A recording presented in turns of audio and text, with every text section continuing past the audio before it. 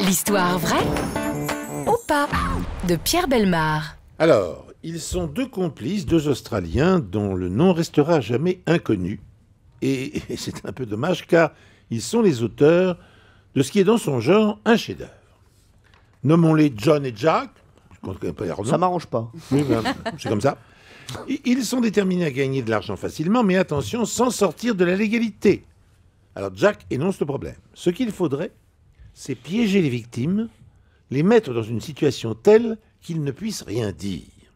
John précise, cela devrait tourner autour du sexe.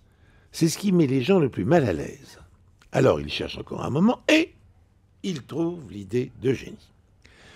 Peu après, paraissent dans des revues pour hommes des annonces publicitaires pour le club du hard. Le principe de cet organisme est simple. Moyennant une inscription de 100 $ australiens, c'est à peu près l'équivalent de 100 €, il propose à ses adhérents de leur expédier n'importe quelle cassette porno en provenance de n'importe quel pays du monde, et cela sur tous les sujets, même les plus extrêmes, que l'annonce décrit de la manière la plus alléchante, bien sûr. Le résultat ne tarde pas, des centaines de lecteurs envoient leur inscription accompagnée de leur chèque. Après quoi, ils attendent plusieurs semaines. Ont-ils été victimes d'une escroquerie, comme c'est fréquent dans ce milieu? Pas du tout.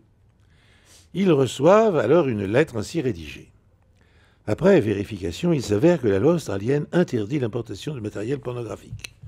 Nous vous présentons nos excuses et vous adressons le remboursement de la somme versée.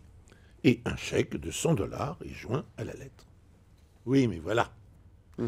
La société propriétaire du club, dont le nom s'inscrit en bas du chèque, en très grosses lettres majuscules, s'intitule « Sodomie, fétichisme et perversion ». Seulement la moitié des victimes, environ, osera porter à la banque le si compromettant document.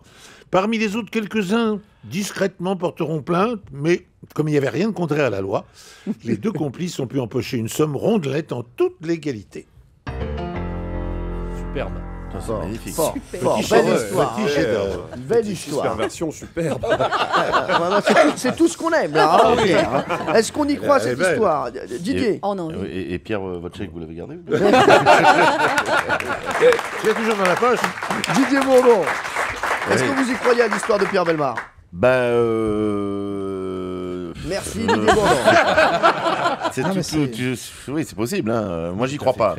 Mais pourquoi le gouvernement n'utilise pas ce genre de méthode pour trouver de l'argent? Ça vient nous ponctionner tout le temps. Mais Là. c'est vrai que c'est pas mal ça. Tu vois, C'est pas bête, ça. un ministère de, toi, des petits chefs-d'œuvre comme ça. Un mais ça ministère de s'appelle l'arnaque. si, ça s'appelle le trésor public. Tu Ouais. sais.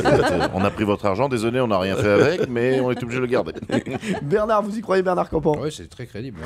Alors, est-ce que cette histoire est vraie, Pierre? C'est un chef-d'œuvre, en effet, elle est totalement vraie. Europe 1, les pieds dans le plat, Tous les jours, 10h30, 12h30. Cyril Hanouna.